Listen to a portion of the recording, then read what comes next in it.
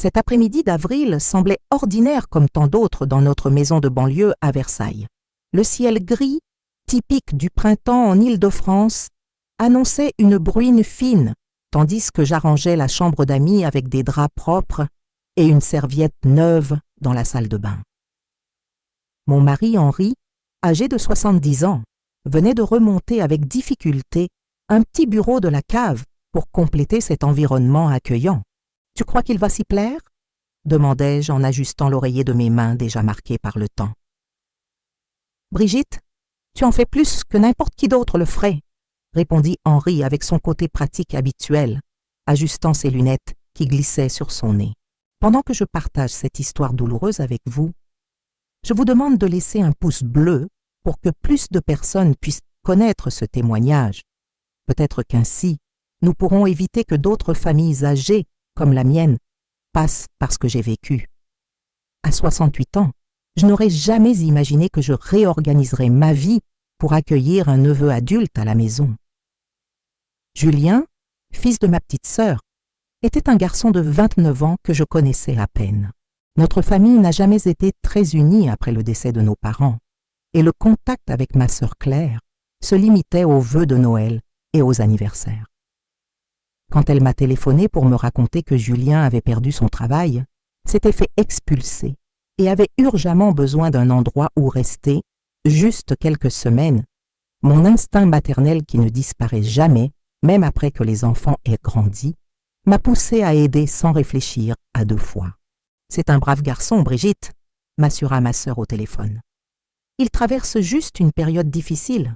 Moi-même, je l'accueillerai, mais tu sais que mon studio est minuscule et avec mes problèmes de santé, Claire a toujours eu cette façon de vous faire sentir responsable de ses problèmes et par extension, de ceux de son fils aussi. Henri, mon mari depuis 45 ans, n'était pas si enthousiaste à cette idée. Avec ses cheveux complètement blancs et ses mouvements plus lents après son problème cardiaque de l'année dernière, il s'inquiétait pour la tranquillité de notre routine. On connaît à peine ce garçon, Brigitte. Il est apparu au mariage de ta nièce en 2018 et après, lors de ce déjeuner de Pâques, il y a combien de temps? 3, 4 ans? C'est de la famille, répondis-je, utilisant l'argument qui marchait toujours avec Henri, tout en massant légèrement mes articulations douloureuses de l'arthrite. Et la famille s'entraide dans les moments difficiles, surtout quand on vieillit. Ce que je n'ai pas dit à mon mari et que je regrette amèrement maintenant, c'est que ma sœur avait vaguement mentionné quelques petits ennuis avec la police que Julien avait eus dans le passé. Rien de grave, avait-elle assuré. Des bêtises de jeunesse, une bagarre dans une fête, un malentendu avec un voisin, tout a été réglé. La veille de l'arrivée de Julien, j'ai arrangé la chambre avec soin, prenant plus de temps qu'habituellement à cause de mes douleurs dans le dos. Un lit confortable, une petite armoire vide, le bureau qu'Henri avait monté. J'ai même mis un pot de violettes sur la fenêtre, voulant qu'il se sente vraiment le bienvenu. Je voulais peut-être compenser toutes ces années de distance, être à la hauteur du titre de tante que j'avais rarement exercé. Prête pour l'arrivée de ton neveu surprise? Plaisanta Henri, pendant que nous dînions à notre heure habituelle de 6 heures du soir, prenant nos médicaments pour la tension avec un verre d'eau. Arrête donc, répondis-je, lui donnant une petite tape affectueuse sur le bras ridé. C'est juste pour quelques semaines, le temps qu'il se stabilise. Ça va faire du bien d'avoir une personne jeune à la maison. Notre routine devient si monotone que j'oublie parfois quel jour on est. Nos 2 enfants étaient déjà adultes et avaient déménagé depuis des années. Paul vivait en Allemagne et Sophie à Lyon, chacun construisant sa vie loin de nous. Ils appelaient 1 fois par semaine tout au plus, toujours pressés. Notre maison de 3 chambres semblait trop grande pour juste un couple âgé, alors il y avait de la place en trop. Et peut-être, pensais-je naïvement, pourrions-nous créer des liens avec ce neveu que nous ne connaissions pratiquement pas. Julien est arrivé l'après-midi suivant, dans un taxi ne portant qu'un sac à dos usé et une valise moyenne. Son sourire en me voyant semblait sincèrement chaleureux, et pendant un moment j'ai pensé que ma sœur avait raison. Il avait juste besoin d'une chance, de quelqu'un qui croit en lui. Tante Brigitte, merci infiniment pour ça. dit-il en me serrant fort dans ses bras. C'était un garçon grand, mince, mais aux épaules larges, cheveux châtains ébouriffés, et un sourire qui illuminait son visage de manière presque magnétique. Vous n'avez pas idée de ce que ça représente pour moi en ce moment. Henri l'a salué d'une poignée de main ferme et d'un sourire poli, mais réservé. Il a toujours été doué pour cerner les gens, mon mari. Et plus tard, il m'a avoué que quelque chose dans le regard du garçon l'avait dérangé dès le premier moment. Quelque chose qu'il n'arrivait pas à expliquer exactement, une lueur inquiète, calculatrice peut-être. La chambre n'est pas grand-chose, mais j'espère que tu t'y sentiras à l'aise, dis-je en conduisant Julien dans le couloir d'un pas plus lent que le sien. Nous avons installé un bureau au cas où tu aurais besoin de travailler dessus, et Henri a configuré le Wi-Fi dans toute la maison, bien qu'il sache à peine se servir d'un smartphone lui-même. « C'est parfait, ma tante », répondit-il en posant le sac à dos sur le lit. « Après avoir dormi 2 semaines dans un foyer, c'est pratiquement un hôtel 5 étoiles ici. » Cette information m'a surprise. Ma sœur n'avait pas mentionné qu'il était dans un foyer. Je pensais qu'il logeait chez un ami. Quelque chose dans la façon dont il a mentionné cela, avec désinvolture mais clairement calculée pour éveiller la compassion, aurait dû m'alerter. Mais, comme beaucoup de victimes âgées de manipulateurs habiles, je n'ai perçu les signaux que quand il était déjà trop tard. Les premiers jours semblaient en confirmer que nous avions pris la bonne décision. Julien était poli, aidait avec les petites tâches ménagères qui devenaient de plus en plus difficiles pour nous, comme changer les ampoules ou atteindre des objets sur les étagères hautes, et avait toujours une histoire intéressante à raconter pendant le dîner. Il parlait beaucoup d'opportunités d'affaires qu'il recherchait, d'entretiens qu'il avait soi-disant passés, de contacts prometteurs dans le domaine du marketing numérique, des sujets sur lesquels ni Henri ni moi ne comprenions grand-chose. « Je ne veux pas abuser de votre hospitalité », disait-il fréquemment. « Bientôt j'aurai les moyens de déménager dans un endroit à moi. » 1 semaine après son arrivée, j'ai remarqué le premier comportement étrange. Je suis rentrée plus tôt de la pharmacie où j'étais allée chercher mes médicaments pour l'arthrite et j'ai trouvé Julien en train de fouiller dans le tiroir où nous gardions les documents importants. Actes de propriété, police d'assurance, relevé bancaire. « Désolée, ma tante, » dit-il sans paraître vraiment embarrassé. « Je cherchais un stylo et je pensais qu'il pourrait y en avoir un ici. » J'ai accepté l'explication sans poser de questions. Après tout, qui suspecterait immédiatement un membre de la famille? Mais j'ai raconté l'incident à Henri ce soir-là, pendant que nous mettions notre crème pour les douleurs articulaires avant de dormir. « Je n'aime pas ça, Brigitte, » dit mon mari en fronçant ses sourcils ridés. « Ce tiroir se trouve dans notre bureau, pas dans le salon. Qu'est-ce qu'il fichait là ?»« Il explorait probablement juste la maison, » répondis-je en essayant de minimiser la situation. « C'est naturel quand on est dans un nouvel environnement. » Henri ne semblait pas convaincu, mais il a accepté de donner le bénéfice du doute au garçon. Après tout, nous étions en famille, et la famille se fait confiance, n'est-ce pas? Faux, tellement faux que maintenant, pendant que je dicte ces mots à mon thérapeute pour qu'il les transforme en texte, avec mes mains trop déformées par les brûlures pour taper, je sens encore un frisson remonter le long de ma colonne vertébrale en me rappelant cette naïveté initiale. À la 3e semaine de séjour, Julien a commencé à recevoir des visites. Des amis, disait-il. Des garçons à l'allure douteuse qui venaient l'aider avec quelques projets. Ils ne restaient jamais longtemps et se réunissaient toujours dans la chambre, porte fermée. Une fois, en passant dans le couloir avec mes pas déjà traînants de l'âge, j'ai entendu des voix animées discuter d'argent. « Henri, je ne trouve pas normal ces réunions dans la chambre, » commentai-je, pendant qu'il ajustait son appareil auditif avant de dormir. Hier, un de ces garçons avait un tatouage dans le cou. On aurait dit une larme. « Mais Brigitte, j'ai dit dès le début que ce n'était pas une bonne idée, » répondit mon mari clairement inquiet. « Nous sommes trop vieux pour gérer ce genre de problème. Je pense qu'il faut établir quelques limites, avoir une conversation sérieuse avec lui. » Nous avons prévu d'avoir cette conversation le week-end, mais le vendredi quelque chose s'est passé qui a tout changé. Nous sommes rentrés d'un dîner avec des amis. une rareté dans notre routine de personnes âgées qui sont normalement à la maison à 7 heures du soir, pour trouver la maison complètement sans dessus-dessous. Tiroirs ouverts, armoires fouillées, notre chambre en chaos complet. Mon coffre personnel caché au fond du dressing avait été forcé.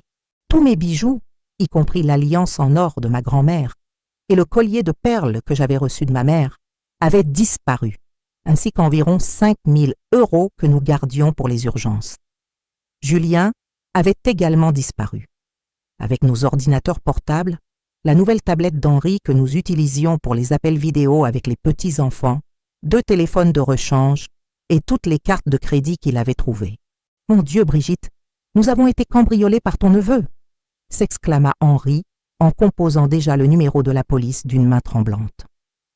La sensation de trahison était écrasante. Non seulement nous avions été cambriolés, mais par quelqu'un que nous avions accueilli dans notre maison, quelqu'un de notre sang. J'ai pleuré toute la nuit, alternant entre rage, tristesse et une honte profonde d'avoir été si naïve, si typique d'une petite vieille stupide, comme j'avais toujours eu peur d'être considérée. La police a enregistré la plainte, mais le ton de l'agent qui nous a reçus laissait clairement entendre que des cas comme le nôtre, des vols commis par des proches hébergés contre des personnes âgées, étaient tristement courants et rarement aboutissaient à la récupération des biens ou à la punition du coupable. « Si nous trouvons quelque chose, nous vous contacterons », dit le policier, clairement sans beaucoup d'espoir. Mais pour être honnête, sans caméra de sécurité et lui étant de la famille, c'est compliqué. 3 jours plus tard, alors que nous commencions à gérer les conséquences du vol, annulant les cartes, changeant les serrures, faisant l'inventaire de ce qui avait été emporté pour l'assurance, Julien est réapparu. Il était presque minuit quand nous avons entendu des coups violents à la porte. Henri, déjà méfiant, a regardé par le Judas, devant utiliser ses lunettes de lecture pour voir avec clarté. « C'est lui !» chuchota-t-il, alarmé. Et il a l'air agité. « Je vais appeler la police. »« Tante Brigitte, oncle Henri, je sais que vous êtes là. Ouvrez cette porte !» criait Julien, sa voix traînante, indiquant qu'il était sous l'emprise d'une substance quelconque. Les coups sont devenus plus forts, se transformant en coups de pied. « Ouvrez cette foutue porte! Il faut que j'entre! Vous me devez ça !» Henri était déjà au téléphone avec la police quand nous avons entendu un fracas. Julien avait cassé la vitre de la fenêtre latérale du salon. Avant que nous puissions réagir, avec nos réflexes déjà limités par l'âge, il était déjà dans la maison. Si cette histoire vous fait réfléchir sur les risques d'accueillir des personnes que nous connaissons à peine, même si ce sont des proches, surtout quand nous sommes plus vulnérables dans le 3e âge, s'il vous plaît, continuez à suivre. Le pire était encore à venir, et peut-être que mon témoignage pourra éviter que d'autres personnes âgées passent par la même chose. Ce qui s'est passé ensuite a été si rapide que mes souvenirs sont fragmentés, comme des éclats d'un miroir brisé. Julien a foncé dans le salon, les yeux injectés, pupilles dilatées, mouvements erratiques. Henri, essayant de me protéger avec la fragilité de ses 70 ans, s'est placé entre nous. « Sortez de ma maison maintenant !» ordonna mon mari, tenant encore le téléphone. « La police est déjà en route. »« Vous pensez que vous valez mieux que moi ? Vous pensez que vous pouvez me juger ?» hurla Julien en sortant quelque chose de sa poche que j'ai d'abord pris pour un couteau, mais que j'ai ensuite réalisé être un morceau de tuyau en métal, probablement arraché d'une construction quelconque. « Julien, s'il te plaît, tu n'as pas besoin de faire ça !» l'implorai-je en tremblant, mes jambes déjà faibles par l'âge. « Nous pouvons parler, résoudre les choses autrement. » Son regard s'est tourné vers moi, et pendant une seconde, une brève seconde que je garderai à jamais en mémoire, j'ai vu quelque chose changer dans ses yeux. Ce n'était pas du repentir ou de l'hésitation. C'était une décision froide, calculatrice, comme si quelque chose en lui se libérait finalement de toutes les amarres morales qui pouvaient encore exister. « Vous n'avez toujours pas compris ?» dit-il avec un calme soudain qui était plus effrayant que ses cris précédents. « Ce n'est pas une demande d'aide, c'est un recouvrement de dette. Et alors, il a attaqué. Le premier coup a atteint Henri à la tempe, le faisant s'effondrer instantanément. J'ai crié et j'ai essayé de courir vers le téléphone, mais Julien a été plus rapide. Il m'a agrippé par les cheveux grisonnants et m'a traîné vers la cuisine. « Où est le reste de l'argent » exigea-t-il en pressant le tuyau de métal contre mon cou ridé. « Je sais que vous, les vieux, vous cachez toujours de l'argent dans la maison. Où est-il » ? « Nous n'avons plus rien, Julien !» pleurai-je en sentant le goût métallique du sang dans ma bouche, après qu'il m'ait giflé d'une manière qui semblait encore plus cruelle contre mon visage âgé. « Tu as déjà tout pris !»« Mensonge !» rugit-il en commençant à fouiller frénétiquement les placards de la cuisine d'une main, tout en me tenant de l'autre. Ce coffre était trop petit pour contenir toutes vos économies. Quand il n'a rien trouvé dans les placards, sa rage a grimpé d'un cran. Il m'a traîné dans le couloir jusqu'à notre chambre, où il a commencé à détruire tout ce qu'il trouvait, déchirant les matelas, cassant les tiroirs, perforant le mur à la recherche de cachettes imaginaires.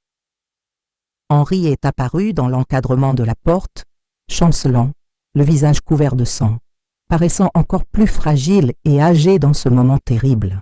« Laisse-la tranquille », murmura-t-il, clairement désorienté par le coup. Julien a ri, un rire froid, dépourvu de tout humour. Le vieux chevalier essaie encore de sauver la princesse. Que c'est touchant. Et alors, sans hésitation, il a attaqué Henri à nouveau, le frappant répétitivement avec le tuyau de métal jusqu'à ce que mon mari cesse de bouger. « Henri !» criai-je, désespérément en essayant de me libérer pour l'aider. La vision de mon mari gisant, immobile, a déclenché une force que je ne savais pas posséder, même à 68 ans. J'ai réussi à me libérer momentanément et à courir vers le couloir. C'est alors que j'ai entendu Julien dire quelque chose qui a glacé mon sang. « Puisque vous ne voulez pas coopérer, on va voir si avec un peu de chaleur, vous changez d'avis. » J'ai regardé derrière moi et je l'ai vu sortir un briquet de sa poche. Avec horreur, j'ai réalisé qu'il déchirait les draps, les rassemblant avec des magazines et tous les papiers qu'il trouvait. « Julien, pour l'amour de Dieu, qu'est-ce que tu vas faire ?» demandai-je, paralysé par la terreur. « Qui sait, avec la maison en flammes, vous vous rappellerez peut-être où vous avez caché l'argent, » répondit-il, avec une froideur qui me fait trembler encore aujourd'hui en me le rappelant. D'un mouvement rapide, il a mis le feu aux tissus et papiers entassés, créant presque instantanément un petit brasier au milieu de notre chambre. Le feu a rapidement trouvé les rideaux et a commencé à se propager à une vitesse alarmante. J'ai essayé de courir vers le téléphone dans le salon, mais Julien m'a intercepté, me rejetant dans la chambre en flammes. Je suis tombée près d'Henri, qui était encore inconscient. La fumée commençait à devenir dense, rendant ma respiration déjà compromise par l'âge encore plus difficile. « Maintenant, vous avez un choix, » dit Julien, debout dans l'encadrement de la porte. « Soit vous me dites où est vraiment l'argent, soit... » « Eh bien, je pense que vous avez compris. »« Il n'y a pas d'autre argent !» criai-je entre les quintes de tout en essayant de traîner Henri loin des flammes qui consumaient maintenant le lit et atteignaient l'armoire.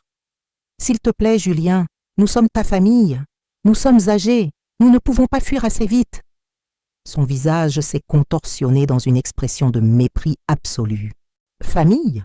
Famille ? Tu t'es souvenu qu'on était famille quand ma mère était en train de mourir à l'hôpital et qu'on avait besoin d'argent pour le traitement? Tu t'es souvenu qu'on était famille les dizaines de fois où j'ai demandé de l'aide, et vous, avec cette énorme maison et ce gros compte en banque de retraités, vous m'avez ignoré? J'étais choquée. Je n'avais jamais su qu'il y avait eu des demandes d'aide précédentes. Je n'avais jamais su que ma sœur avait été hospitalisée. Claire n'avait jamais mentionné rien de tout cela quand elle m'avait demandé d'accueillir Julien. Était-ce vrai ou une manipulation de plus? « Je ne sais pas de quoi tu parles, » répondis-je sincèrement, la chaleur des flammes devenant insupportable, la fumée de plus en plus suffocante pour mes poumons fragilisés par l'âge. « Ta mère ne m'a jamais rien dit sur le fait qu'elle était malade ou qu'elle avait besoin d'argent. » Encore des mensonges !» hurla-t-il en donnant des coups de pied à quelques vêtements en feu pour les rapprocher de nous. Elle disait que vous refusiez toujours d'aider, que vous étiez mesquin et égoïste. À ce moment-là, une poutre du plafond, déjà consumée par le feu, s'est partiellement effondrée, créant une barrière flamboyante entre Julien dans l'embrasure et nous deux au centre de la pièce. J'ai entendu des sirènes au loin. Un voisin avait dû voir la fumée et appeler les pompiers. Julien a semblé s'en rendre compte aussi. « On dirait que notre temps est écoulé, » dit-il avec un calme troublant. « Mais ne t'inquiète pas, ma tante. Tu ne seras pas la première famille âgée qui m'a accueillie et qui a eu un accident tragique. » Et avec ces mots énigmatiques et terrifiants, il a disparu dans le couloir, nous laissant piégés dans un enfer de flammes. La chaleur était indescriptible, comme être à l'intérieur d'un four industriel. Mes vêtements ont commencé à fondre contre ma peau déjà fine et fragile à cause de l'âge, causant une douleur si intense que je défie toute tentative de description. L'oxygène se raréfiait rapidement et chaque respiration était comme inhaler des lames tranchantes. En désespoir de cause, je me suis traîné jusqu'à Henri, qui était encore inconscient. Utilisant toutes les forces que j'ai pu rassembler dans mon corps âgé, j'ai essayé de le tirer vers la fenêtre, notre seule voie d'évasion possible. La vitre avait déjà éclaté à cause de la chaleur, mais le rebord était en flammes. « Henri, s'il te plaît, réveille-toi » l'implorai-je en toussant violemment. « Je ne peux pas te porter toute seule, je n'ai plus la force. » Mon mari n'a pas répondu. Son pouls était faible, irrégulier. Les flammes avançaient et de plus en plus, nous encerclant. Dans un moment de lucidité désespérée, j'ai réalisé que nous ne sortirions peut-être pas vivants de là. C'est alors que j'ai entendu un fracas, la porte d'entrée qu'on enfonçait. Des voix masculines criant au milieu du crépitement du feu. Les pompiers, ils étaient arrivés.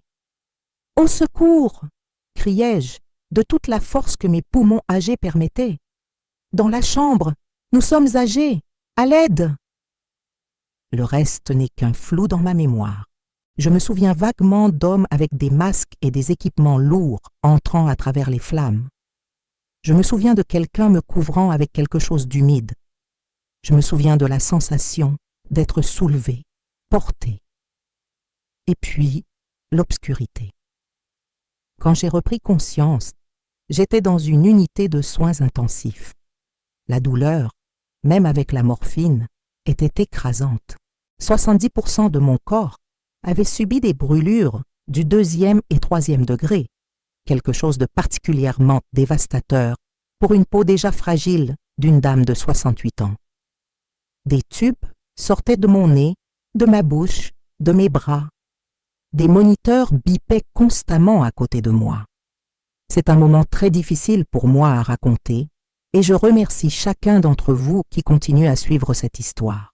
Si elle touche votre cœur, s'il vous plaît, laissez un pouce bleu et continuez avec moi dans ce voyage douloureux. Peut-être qu'ensemble nous pourrons éviter que d'autres personnes âgées comme moi subissent le même sort. La première question que j'ai réussi à articuler concernait Henri. L'expression de l'infirmière qui s'occupait de moi a tout dit avant même qu'elle ne parle. « Je suis désolée, Madame Brigitte, » dit-elle gentiment en tenant ma main bandée. « Votre mari n'a pas résisté. L'inhalation de fumée combinée au traumatisme crânien. Les médecins ont fait tout ce qu'ils pouvaient. » À ce moment-là, quelque chose en moi est mort avec Henri. Mon compagnon de presque un demi-siècle, l'homme qui avait construit une vie à mes côtés, avait été brutalement arraché à moi par la cruauté impensable de quelqu'un de notre propre sang. Les jours suivants ont été un flou de douleurs physiques et émotionnelles indescriptibles. Procédures médicales constantes, pansements douloureux, infections, fièvre. Mon corps âgé luttait pour survivre, tandis que mon esprit essayait de traiter l'horreur de ce qui s'était passé. C'est pendant cette première semaine à l'hôpital que j'ai reçu la visite du commissaire Moreau, un homme d'âge moyen au regard compatissant, mais déterminé. « Madame Brigitte, commença-t-il avec précaution, assis à côté de mon lit. Je sais que c'est un moment extrêmement difficile, mais nous avons besoin de votre aide pour retrouver votre neveu. Julien, murmurai-je, le simple fait de parler causant une douleur dans les zones brûlées de mon visage et de mon cou. Il a dit quelque chose sur le fait que nous ne serions pas la première famille âgée. Le commissaire a échangé un regard significatif avec son partenaire, qui notait tout dans un petit carnet. C'est exactement pour cela que je suis venu vous parler, expliqua Moreau. Quand nous avons entré le nom et la description de Julien dans le système, nous avons trouvé des correspondances avec des affaires similaires dans 3 départements différents. Même à travers le brouillard des analgésiques, j'ai senti un frisson parcourir ma colonne vertébrale fragile. Quelles affaires? Au cours des 5 dernières années, nous avons eu des rapports de 7 incidents impliquant des familles âgées qui avaient accueilli un neveu ou un cousin éloigné qui avait ensuite cambriolé leur maison. Dans 4 de ces cas, il y a eu des incendies. 2 ont entraîné des décès. La réalité de ces mots m'a frappé comme un coup de poing. Julien n'était pas juste un neveu à problème qui avait perdu le contrôle. C'était un prédateur systématique qui utilisait les liens familiaux comme porte d'entrée pour des crimes contre des personnes âgées et vulnérables. Comment a-t-il réussi à faire ça si longtemps sans se faire prendre? Zigday, demandai-je, les larmes coulant sur les parties de mon visage qui avaient encore de la sensibilité. Il est extrêmement manipulateur et intelligent, expliqua le commissaire. Il utilise des noms différents dans chaque ville, recherche minutieusement ses proies avant de les approcher et exploite justement le fait que les familles âgées ont tendance à ne pas porter plainte contre des parents, soit par honte, soit par peur de paraître incapables. En plus, il choisit toujours des victimes dans des villes différentes, dans des départements différents, ce qui rend difficile la connexion entre les affaires. Et ma sœur, Claire, elle le sait? Elle est complice? Demandai-je, en essayant de me redresser dans le lit d'hôpital, un mouvement qui a envoyé des vagues de douleur à travers mon corps brûlé. Le commissaire a soupiré profondément.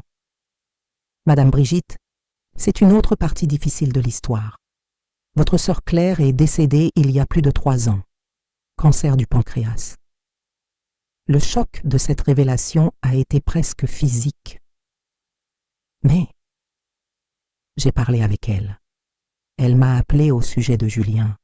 Non, madame, vous n'avez pas parlé avec elle. Ce que nous croyons, c'est que Julien a étudié votre famille, obtenu suffisamment d'informations via les réseaux sociaux, les nécrologies, et peut-être même en interceptant du courrier, et s'est ensuite présenté comme votre neveu. Il n'est pas le fils de votre sœur. Il n'est pas votre neveu. La chambre a commencé à tourner autour de moi, tandis que j'essayais de traiter cette information dévastatrice. L'homme qui avait détruit ma vie, tué mon mari, et avait failli me tuer aussi, n'était même pas mon neveu. C'était un imposteur complet, un étranger qui avait étudié et exploité notre vulnérabilité de personnes âgées à des fins criminelles. Mais comment je n'ai pas remarqué? Les photos de famille.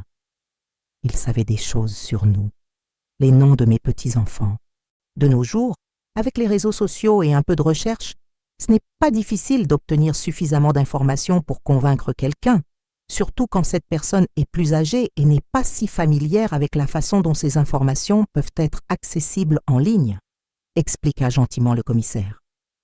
Et il est très bon dans ce qu'il fait. Il vous a étudié pendant des mois, probablement. Est-ce que certains d'entre vous ont déjà eu cette sensation terrible d'avoir été trompés, de sentir que votre bonté a été exploitée? Partagez dans les commentaires si vous avez déjà vécu quelque chose de similaire, même si ce n'était pas aussi extrême. Parfois, juste savoir qu'on n'est pas seul nous aide déjà à gérer la honte. Les semaines qui ont suivi ont été un double cauchemar. La lutte physique pour la récupération des brûlures, particulièrement difficile pour un corps de 68 ans qui ne se régénère plus à la même vitesse, et le traumatisme psychologique de découvrir l'étendue de la manipulation et du mal que nous avions affronté. Les procédures médicales étaient constantes et atroces. Débridement pour enlever les tissus morts, greffe de peau, médication pour éviter les infections. La douleur était ma compagne constante, mais d'une certaine façon, j'étais déterminée à survivre, pas seulement pour moi, mais pour Henri, pour que sa mort ne reste pas sans justice. Pendant ma récupération, le commissaire Moreau me rendait régulièrement visite avec des mises à jour sur l'enquête. L'histoire qui émergeait était encore plus terrible que ce que j'aurais pu imaginer. Son vrai nom est Auguste Ferreira dos Santos, m'informa le commissaire lors d'une de ses visites. Il a 34 ans, pas 29, et a purgé une peine pour fraude et agression en 2016. Après sa sortie de prison, il a commencé son modus operandi de s'approcher des familles âgées comme faux parents dans le besoin. « Et les autres familles ?» demandai-je, ma voix encore faible, une partie de mon visage encore couverte de bandages. Nous sommes en contact avec toutes. Quelques survivants, comme vous, nous aident dans l'identification. Le schéma est toujours le même. Il se présente comme un parent éloigné ou le fils d'un ami de famille qui traverse des difficultés. Il est accueilli par des personnes âgées au bon cœur, gagne leur confiance et ensuite attaque, d'abord en volant, puis, quand il est confronté, en devenant violent. Et les incendies? Apparemment sa signature, une façon de couvrir les preuves et d'éliminer les témoins. 2 affaires précédentes ont été classées comme accidents domestiques parce qu'il n'y avait pas de survivants pour raconter ce qui s'était vraiment passé. La culpabilité me rongeait quotidiennement. Si je n'avais pas été si naïve, si j'avais écouté les inquiétudes d'Henri, si j'avais mieux vérifié l'histoire du soi-disant appel de ma sœur, peut-être que mon mari serait encore vivant. Peut-être que nous serions encore dans notre maison, vivant notre tranquille routine de retraité. Ma psychologue, Dr Claudine, qui a commencé à me suivre encore à l'hôpital, répétait constamment que j'étais une victime, pas coupable. Brigitte, vous avez agi avec le cœur ouvert, avec compassion. Sa méchanceté n'est pas votre responsabilité, et votre âge ne vous rend pas moins capable. Beaucoup de personnes plus jeunes, et même des professionnels, ont été trompés par des manipulateurs comme lui. Mais les mots, aussi vrais soient-ils, ont mis du temps à pénétrer l'épaisse couche de culpabilité et de regret qui m'enveloppait.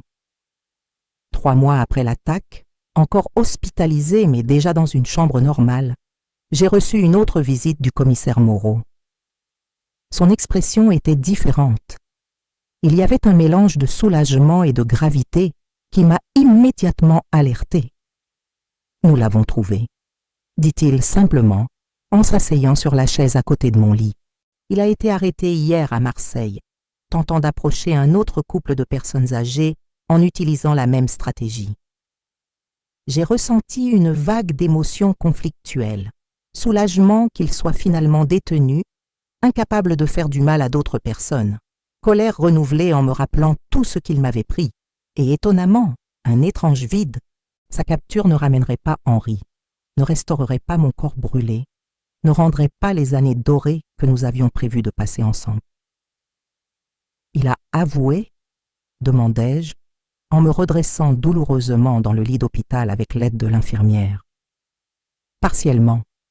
Il a admis quelques-uns des vols, mais il nie les agressions et les incendies. Mais nous avons des preuves solides, y compris votre témoignage. Il n'échappera pas cette fois. Cette nuit-là, seule dans la chambre d'hôpital, j'ai pleuré jusqu'à ne plus avoir de larmes. J'ai pleuré pour Henri, pour moi, pour notre vie détruite. J'ai pleuré pour les autres familles âgées qui avaient souffert entre les mains de ce monstre. J'ai pleuré pour la naïveté que j'avais perdue, pour la confiance envers les gens qui avaient été irrémédiablement ébranlés. Mais entre les larmes, j'ai senti naître quelque chose de nouveau en moi, une détermination féroce que je ne savais pas pouvoir encore avoir à cet âge. J'avais survécu pour une raison. Et peut-être que cette raison n'était pas seulement de chercher la justice, mais aussi d'alerter d'autres personnes âgées sur les dangers qui peuvent se cacher derrière des visages familiers et des histoires convaincantes. 4 mois après l'attaque, j'ai finalement été transféré dans un centre de rééducation spécialisé dans les victimes de brûlures graves. Mon corps, était encore loin d'être guérie. Chaque mouvement était un exercice de douleur et de détermination, et les cicatrices couvraient une grande partie de ma peau. Les médecins avaient été honnêtes dès le début. « Madame Brigitte, votre récupération sera longue et certaines limitations peuvent être permanentes, surtout compte tenu de votre âge. » La kinésithérapie quotidienne était un tourment nécessaire. Réapprendre à utiliser des mains partiellement reconstruites par des chirurgies, renforcer des muscles qui s'étaient atrophiés pendant l'hospitalisation prolongée, m'adapter aux limitations de mouvements imposées par la peau cicatrisée et contractée. Chaque petite victoire, réussir à tenir un verre toute seule, peigner le peu de cheveux blancs qui restaient après les brûlures du cuir chevelu, faire quelques pas sans aide, était célébré par les thérapeutes comme un miracle de la persistance humaine. Au centre de rééducation, j'ai rencontré d'autres victimes de brûlures graves, chacune avec sa propre histoire de survie. Parmi elles se trouvait Marcel, un homme de 72 ans qui avait subi des brûlures dans des circonstances terriblement similaires aux miennes. « C'était mon soi-disant petit-neveu », me raconta Marcel lors d'une des séances de thérapie de groupe. Il est venu habiter chez nous après avoir dit qu'il se faisait expulser. 2 mois plus tard, il a incendié notre maison avec ma femme et moi à l'intérieur. J'ai survécu parce que j'ai réussi à me traîner jusqu'à la salle de bain et à rester sous la douche. Ma Marguerite n'a pas eu la même chance. Cette coïncidence m'a mise en alerte. « Quand est-ce que c'est arrivé ?» demandai-je, un frisson parcourant ma colonne vertébrale. « Il y a 1 an et demi, à Lille. » Son nom, c'était Julien. L'expression de Marcel a changé instantanément. Non, c'était Philippe. Pourquoi? J'ai partagé mon histoire et à la fin, Marcel était visiblement troublé. La description physique est identique, murmura-t-il. Et la méthode aussi. Cette même nuit, j'ai demandé à l'infirmière d'appeler le commissaire Moreau et j'ai rapporté la conversation. Il a promis d'enquêter immédiatement sur la possible connexion entre les affaires. 2 jours plus tard, il est revenu avec la confirmation que je redoutais. Philippe Santos était un autre des pseudonymes utilisés par Auguste. Il avait, en effet, été responsable de l'incendie qui avait tué la femme de Marcel. Combien d'autres victimes âgées existent-elles que nous ne connaissons pas encore? Demandai-je, horrifié par la possibilité que la traînée de destruction soit encore plus grande que ce que nous imaginions. Nous révisons des affaires similaires dans tout le pays, répondit le commissaire. La liste a déjà atteint 12 incidents confirmés ou hautement probables, tous impliquant des personnes de plus de 65 ans. 12 familles, murmurai-je en essayant de saisir l'ampleur de cette tragédie collective. Comment une personne peut-elle faire ça de façon répétée? Comment peut-elle regarder dans les yeux des personnes âgées qui l'ont accueillie et ensuite, Madame Brigitte, en 20 ans de police, j'ai appris que certains individus ne fonctionnent simplement pas comme la plupart d'entre nous. Ils ne ressentent pas d'empathie, ils ne ressentent pas de remords. Pour eux, les autres personnes ne sont que des instruments, des moyens d'atteindre leurs objectifs. Et malheureusement, les personnes d'âge avancé sont fréquemment ciblées parce qu'elles sont perçues comme plus vulnérables et confiantes. Pensez-vous que nous sommes plus vulnérables quand nous vieillissons ou simplement plus sages et expérimentés? Partagez votre opinion dans les commentaires. Vos réflexions peuvent aider d'autres qui vivent des situations similaires. La psychopathie d'Auguste, expliqua le commissaire, était probablement accompagnée d'un haut niveau d'intelligence et de compétences sociales exceptionnelles qui le rendait extraordinairement efficace dans sa prédation. Il étudiait soigneusement ses victimes, identifiait les vulnérabilités émotionnelles, dans mon cas, le désir de me reconnecter avec une famille distante et la solitude qu'Henri et moi ressentions avec nos enfants loin, et exploitait ses points faibles avec une précision chirurgicale. Le procès aura probablement lieu dans quelques mois, m'informa Moreau. Votre participation sera cruciale, ainsi que celle d'autres survivants comme Marcel. Nous obtiendrons suffisamment de preuves pour le maintenir en prison pour le reste de sa vie. À mesure que ma récupération physique progressait, ma force émotionnelle commençait aussi lentement à se reconstruire.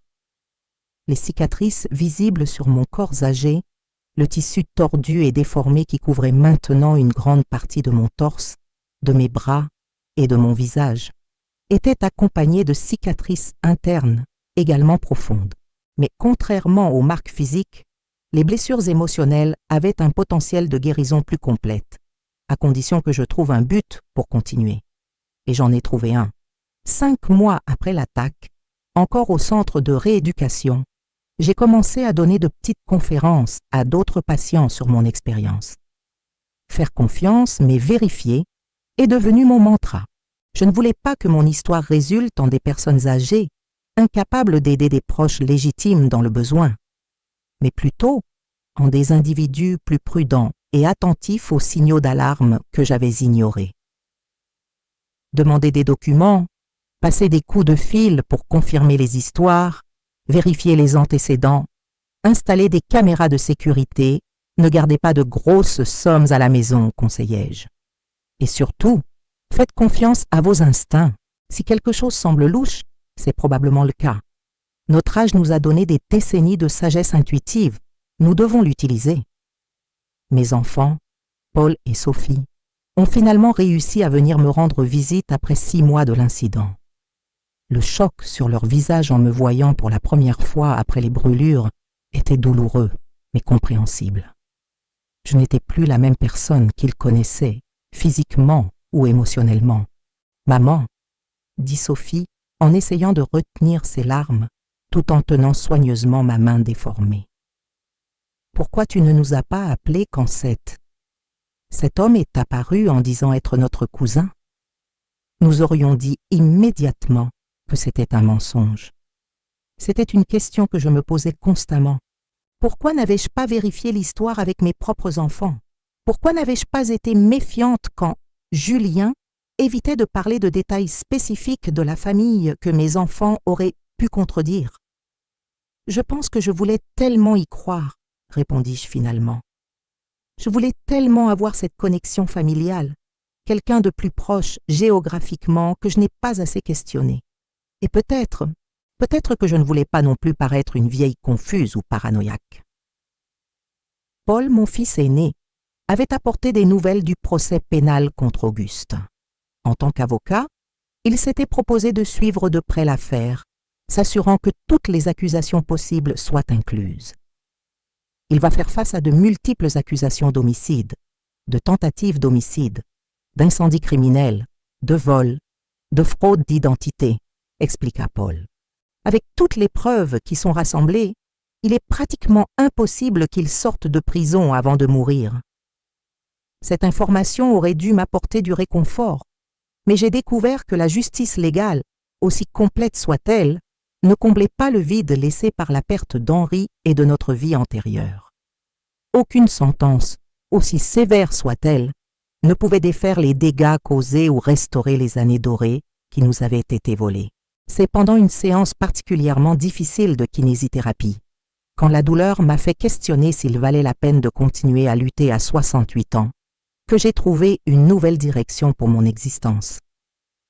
Ma kinésithérapeute, Lucie, une jeune femme dévouée qui était devenue presque une petite fille pour moi pendant ces mois, a fait une suggestion qui changerait le cours de ma récupération. « Madame Brigitte, avez-vous pensé à partager votre histoire plus largement?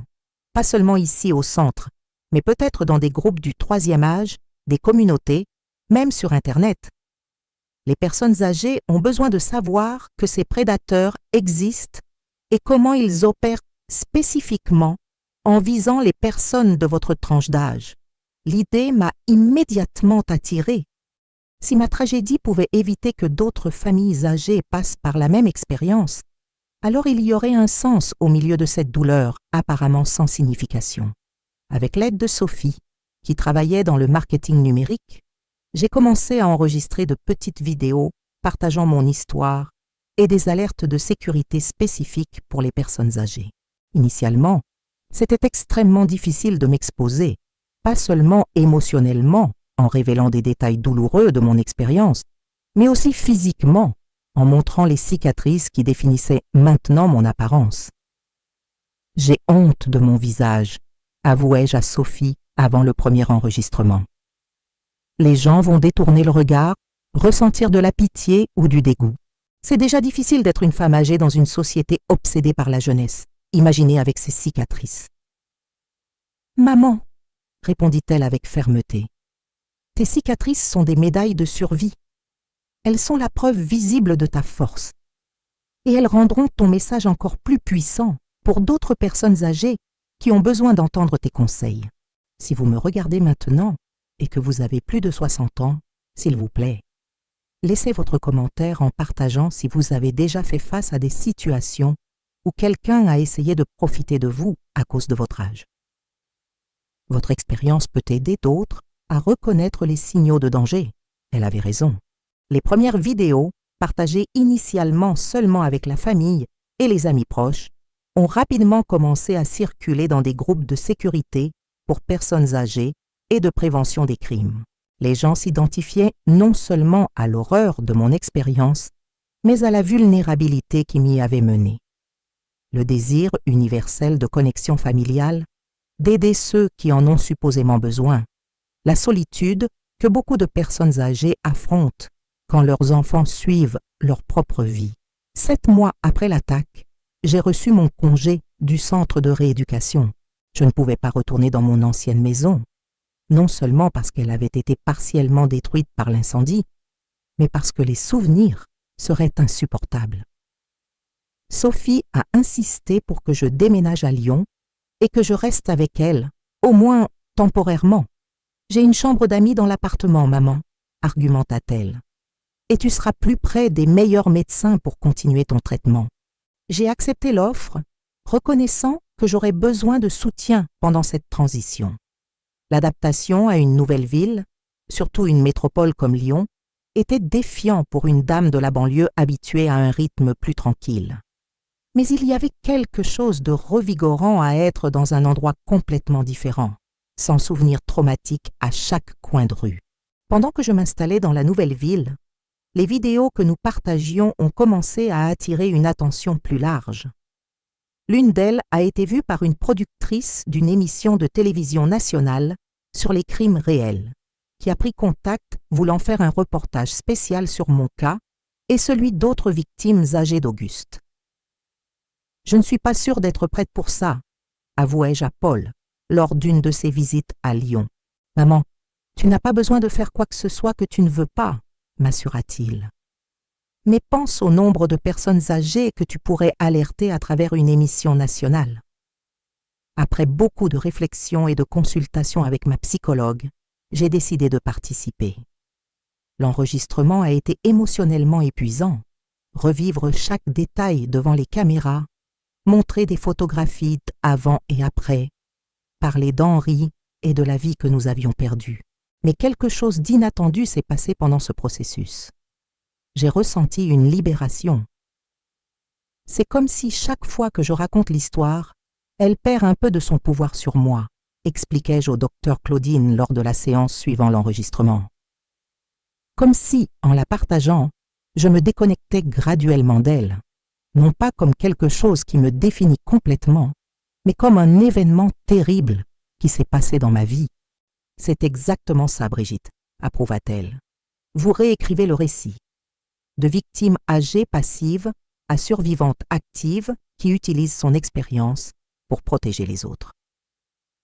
L'émission a été diffusée 2 mois plus tard, présentant non seulement mon histoire, mais aussi celle de Marcel du centre de rééducation et de 3 autres familles âgées qui avaient survécu aux attaques d'Auguste. L'impact a été immense et immédiat. Des dizaines de personnes ont contacté la chaîne, rapportant des expériences similaires ou des quasi-incidents, où elles avaient été sur le point d'accueillir des étrangers qui se présentaient comme des parents éloignés.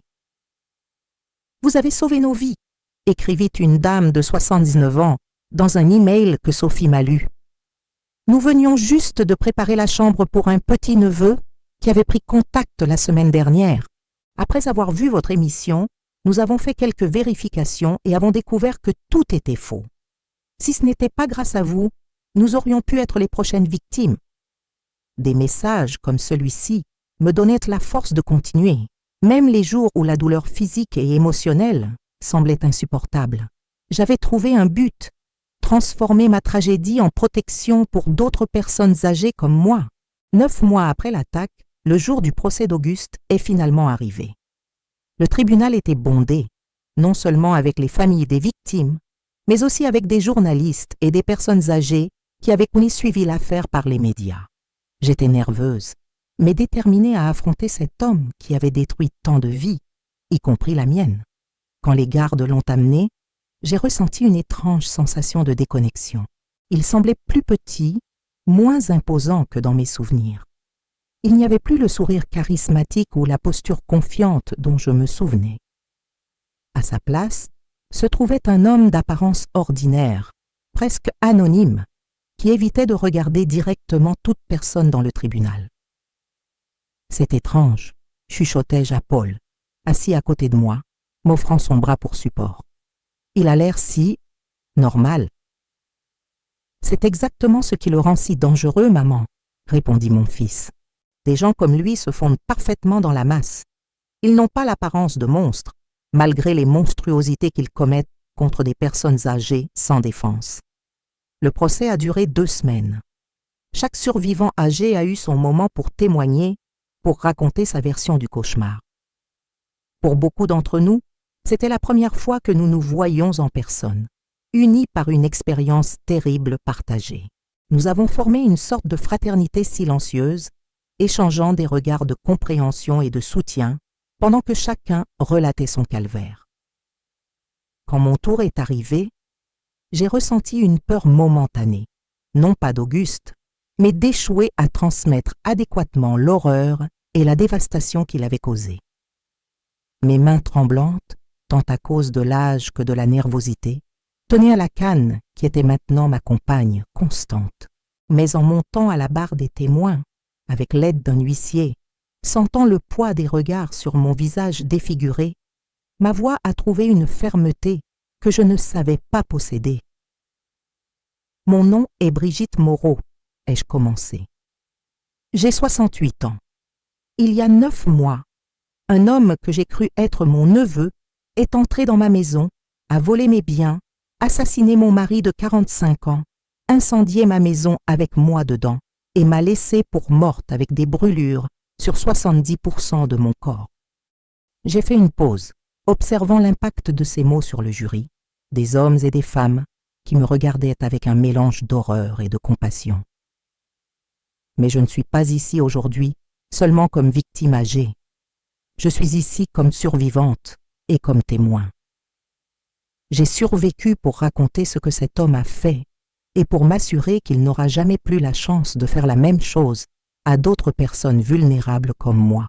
Pendant presque 2 heures, avec des pauses occasionnelles pour reposer ma voix affaiblie, j'ai détaillé chaque aspect de mon expérience, depuis le premier contact téléphonique avec la fausse Claire jusqu'au dernier mot terrifiant d'Auguste avant de me laisser dans la chambre en flammes. Tu ne seras pas la première famille âgée qui m'a accueillie et qui a eu un accident tragique. Pendant tout mon témoignage, j'ai observé Auguste. Il est resté impassible, sans montrer aucune réaction visible à mes mots, ni remords, ni colère, ni défi. Cette absence complète de réponse émotionnelle était peut-être plus troublante que n'importe quelle réaction aurait pu l'être. L'avocat de la défense a tenté, de façon prévisible, de questionner la fiabilité de ma mémoire, suggérant que mon âge avancé, le traumatisme des brûlures et la médication pour la douleur auraient pu affecter ma capacité à me souvenir des événements avec précision. « Madame Moreau ?» demanda-t-il avec une fausse compassion. « Considérant votre état après l'incendie, la quantité de médicaments que vous avez reçus et, si vous me permettez de le mentionner, votre âge avancé, comment pouvez-vous être absolument certaine que mon client a délibérément mis le feu à votre maison et que ce n'était pas simplement un accident lors d'une confrontation houleuse ?» J'ai maintenu mon regard fixé sur lui en répondant, parce que j'ai vu de mes propres yeux lui sortir le briquet de sa poche, déchirer les draps, les entasser et allumer le feu. Parce que je l'ai entendu dire que je ne serais pas la première famille âgée à subir un accident tragique. Et parce que la douleur de 60% de votre corps en flammes crée le type de mémoire qu'aucun médicament ou âge ne peut effacer. J'ai 68 ans, monsieur, pas de démence. La seule chose que mon âge m'a donnée, c'est plus de clarté pour distinguer le mal quand je le vois face à face. Un murmure a parcouru le tribunal. J'ai vu quelques jurés échanger des regards significatifs, clairement impressionnés par ma lucidité et ma détermination. L'avocat de la défense n'a posé aucune autre question. Avez-vous déjà vécu des situations où quelqu'un a sous-estimé vos capacités à cause de votre âge? Comment avez-vous réagi? Laissez dans les commentaires votre expérience de quand on a essayé de vous faire sentir moins capable juste parce que vous aviez plus d'années de vie. Le dernier jour du procès, après que toutes les preuves aient été présentées, les témoignages des survivants âgés, les dossiers d'affaires similaires, les preuves médico-légales des incendies, le casier judiciaire d'Auguste, le jury s'est retiré pour délibérer. « Combien de temps pensez-vous qu'ils vont prendre ?» demandai-je anxieusement à Paul, ajustant mes lunettes de lecture pour mieux voir son visage. « Avec tant de preuves, pas très longtemps, » répondit-il. « Mais on ne sait jamais avec les jurys. » À notre surprise, le verdict est arrivé en seulement 4 heures, coupable sur tous les chefs d'accusation. La sentence a été annoncée immédiatement après, multiples peines de prison à vie, sans possibilité de libération conditionnelle. Quand le juge a prononcé la sentence, j'ai cherché une réaction chez Auguste. Pour la première fois depuis le début du procès, nos regards se sont croisés directement. Ce que j'ai vu dans ses yeux me hante encore aujourd'hui. Pas de repentir, pas de colère, même pas de désespoir face à la perspective de passer le reste de sa vie en prison. J'ai vu seulement un vide troublant, comme si je regardais dans un abîme sans fond. En sortant du tribunal ce jour-là, appuyé sur ma canne et sur le bras de Paul, entouré par ma famille et par des journalistes qui cherchaient une déclaration, j'ai ressenti un mélange complexe d'émotions. Il y avait du soulagement, certainement, de savoir qu'Auguste ne pourrait plus faire du mal à d'autres personnes âgées. Il y avait une certaine sensation de clôture judiciaire, bien que la clôture émotionnelle soit un concept beaucoup plus insaisissable. Mais par-dessus tout, il y avait une détermination renouvelée. « Que comptez-vous faire maintenant, Madame Brigitte ?» demanda une journaliste en s'approchant respectueusement avec son micro. La réponse est venue sans hésitation. Continuer à raconter mon histoire. Continuer à alerter les personnes de mon âge. M'assurer que d'autres familles âgées ne passent pas par ce que j'ai vécu. Je pense avoir enfin trouvé mon but dans cette phase de la vie, utiliser mes cicatrices comme preuve que j'ai survécu pour alerter les autres. Cela est devenu en effet ma mission dans les mois et années qui ont suivi. Avec l'aide de mes enfants et d'un petit groupe d'autres survivants âgés, nous avons fondé l'organisation Foyer sécurisé pour le 3e âge, une initiative dédiée spécifiquement à éduquer les personnes âgées sur les risques d'hébergement sans vérification adéquate et à fournir des outils pratiques pour confirmer les identités et les histoires. Nous avons créé un site web avec de grandes polices et un langage clair, facile à naviguer même pour ceux qui ont peu de familiarité avec la technologie, où les gens pouvaient signaler des cas suspects, vérifier les casiers judiciaires et obtenir des conseils sur comment procéder quand ils sont approchés par de supposés parents dans le besoin. Nous avons développé une application simplifiée qui aidait à vérifier les identités grâce à une confirmation croisée avec des données disponibles publiquement. Nous avons établi une ligne d'assistance pour orientation et soutien, tenue par des bénévoles formés pour traiter les préoccupations spécifiques des personnes âgées. 1 an après l'attaque, j'ai reçu une invitation pour donner une conférence lors d'un congrès national sur la sécurité pour le 3e âge. Malgré l'anxiété concernant mon apparence, les cicatrices étaient encore profondément évidentes et des chirurgies reconstructives supplémentaires étaient encore prévues. J'ai accepté. Le jour de la présentation, je suis montée sur scène d'un pas lent mais déterminé, m'appuyant sur ma canne. J'ai regardé l'audience, des centaines de visages, beaucoup marqués par le temps comme le mien, m'observant avec un mélange de compassion, curiosité et respect. J'ai pris une profonde respiration et j'ai commencé. Mon nom est Brigitte Moreau. J'ai 69 ans. Il y a un an, j'ai ouvert ma porte et mon cœur à quelqu'un que j'ai cru être mon neveu. Cette décision a coûté la vie de mon mari, ma maison, ma santé, et a failli me coûter la vie. Mais je suis ici aujourd'hui, non pas pour que vous ayez pitié de moi. Je suis ici pour que vous appreniez de moi que l'âge n'a pas besoin de nous rendre vulnérables. Il peut nous rendre plus sages. Le silence dans la salle était absolu, pendant que je partageais non seulement l'horreur de mon expérience, mais aussi les leçons pratiques que j'en avais extraites, les signaux d'alarme que j'avais ignorés, les vérifications simples qui auraient pu éviter la tragédie, les mesures de sécurité que nous recommandons maintenant à travers Foyer sécurisé pour le troisième âge. Nous n'avons pas besoin de choisir entre ouvrir notre cœur et protéger notre sécurité, ai-je conclu. Nous pouvons être compatissants et prudents en même temps. Nous pouvons aider ceux qui en ont besoin, sans nous mettre nous-mêmes en danger. Et plus important, notre âge ne fait pas de nous des cibles faciles. Il nous donne la sagesse de demander vérification, de faire confiance à nos instincts, de reconnaître quand quelque chose ne semble pas normal. À la fin de ma présentation, toute l'audience s'est levée en applaudissements. Beaucoup pleuraient ouvertement. Officiers de police, spécialistes en sécurité pour personnes âgées, assistants sociaux, tous reconnaissaient l'importance vitale du message que j'apportais.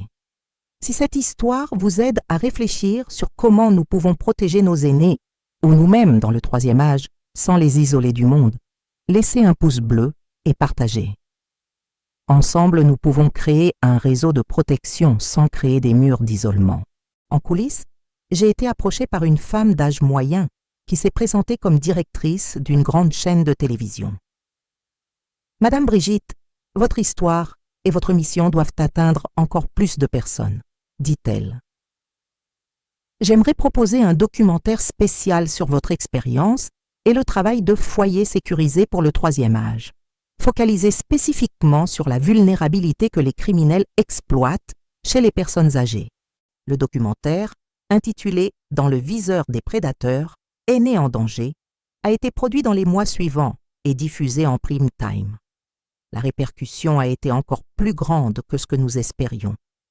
Les appels à notre ligne d'assistance ont augmenté de 500% dans la semaine suivant la diffusion. Plusieurs cas potentiels ont été prévenus grâce aux informations partagées. Une de ces histoires m'a particulièrement touchée. Une dame de 82 ans de Marseille nous a contactés après avoir regardé le documentaire. Un homme était apparu à sa porte 3 jours avant, prétendant être son petit-neveu qu'elle n'avait pas vu depuis l'enfance. L'histoire était convaincante et incluait des détails spécifiques sur la famille qui semblaient confirmer son identité. Mais quelque chose dans son regard m'a dérangée, rapporta la dame. Et alors je me suis souvenue de votre visage dans le documentaire, Madame Brigitte, et de vos mots. Faire confiance, mais vérifier. J'ai demandé qu'il attende pendant que j'appelais ma nièce pour confirmer. Il est devenu visiblement nerveux et a inventé une excuse pour partir rapidement, disant qu'il reviendrait plus tard. Je ne l'ai jamais revu. Des histoires comme celle-ci étaient la confirmation que ma souffrance n'avait pas été vaine. À chaque famille âgée protégée, à chaque tragédie évitée, je trouvais un peu plus de paix. 2 ans après l'attaque, ma récupération physique avait significativement progressé. Après 7 chirurgies reconstructives, je pouvais me déplacer avec plus de facilité, bien que certaines limitations demeurent. Les cicatrices, bien que toujours visibles, s'étaient améliorées avec des traitements avancés au laser et des greffes. Émotionnellement, le voyage continuait. Il y avait encore des cauchemars occasionnels. Il y avait encore des moments de tristesse aiguë quand quelque chose me rappelait Henri et la vie que nous avions planifiée pour notre vieillesse ensemble. Il y avait encore des sursauts d'anxiété quand j'entendais des coups inattendus à la porte ou sentais une odeur de fumée. Mais il y avait aussi une nouvelle force, un but clair qui me guidait en avant. L'organisation Foyer sécurisé pour le troisième âge grandissait constamment, maintenant avec des bénévoles âgés dans 5 départements français. Nos conférences éducatives atteignaient des centres d'activité pour le troisième âge, des clubs de retraités, des résidences pour personnes âgées, des copropriétés. Partout où nous pouvions prévenir que des histoires comme la mienne se répètent. 3 ans après l'attaque, j'ai reçu une notification du système pénitentiaire. Auguste avait été trouvé mort dans sa cellule, apparemment assassiné par d'autres détenus qui avaient découvert la nature de ses crimes contre les personnes âgées.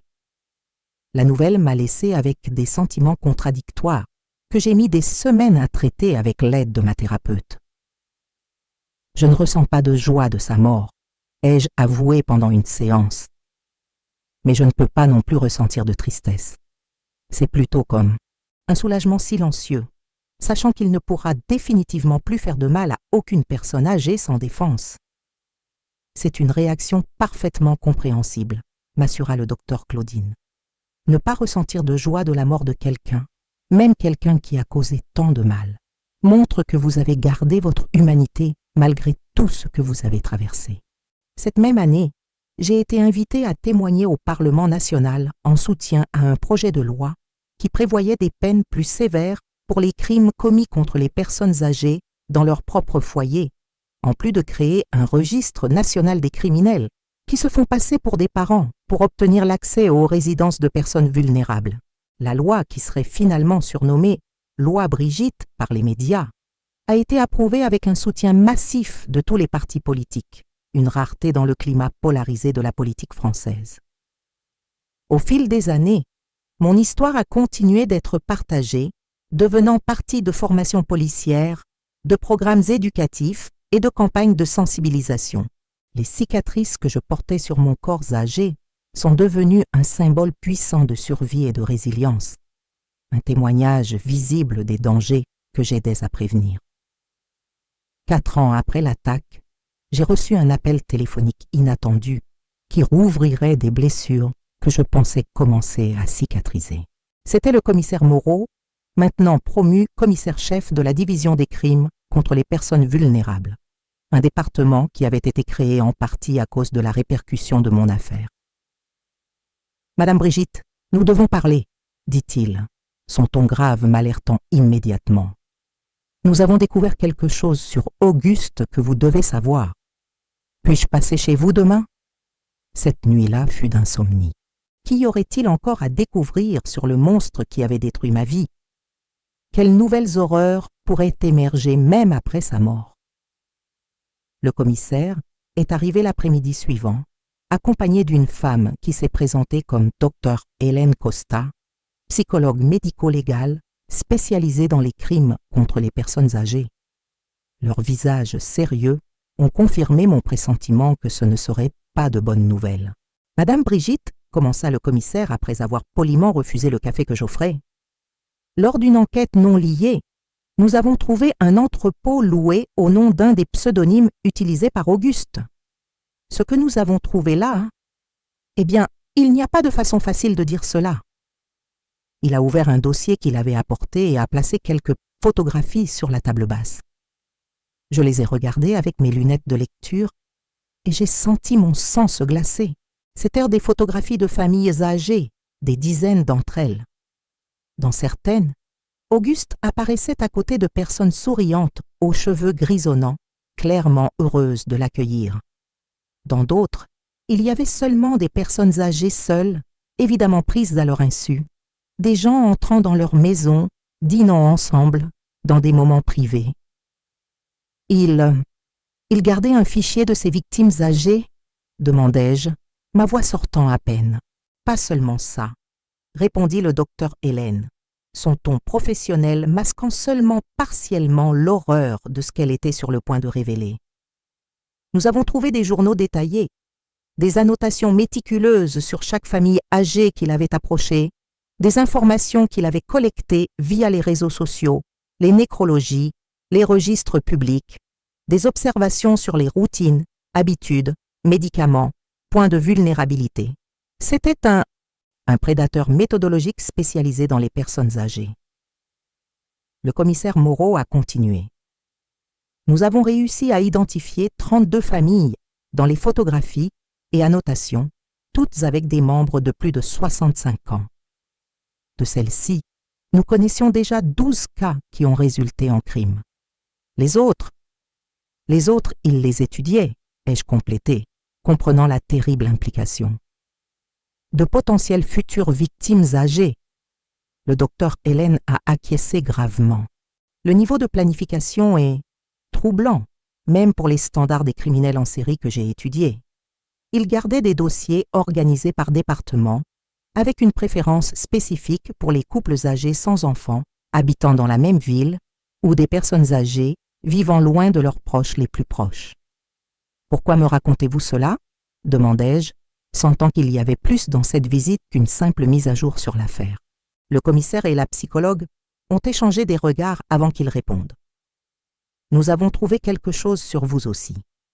Un dossier complet avec des informations collectées bien avant qu'il se présente comme votre neveu. » D'une main tremblante, le commissaire m'a remis quelques photographies supplémentaires. J'étais là, marchant avec Henri au supermarché 6 mois avant l'attaque, tous deux avec notre démarche déjà plus lente à cause de l'âge. Henri et moi dans un restaurant célébrant notre anniversaire de mariage. Notre maison photographiée sous plusieurs angles. Même le plan de notre résidence, dessiné à la main avec des annotations sur de possibles voies d'évasion et points d'allumage pour un incendie, avec des observations sur notre routine quotidienne de personnes âgées.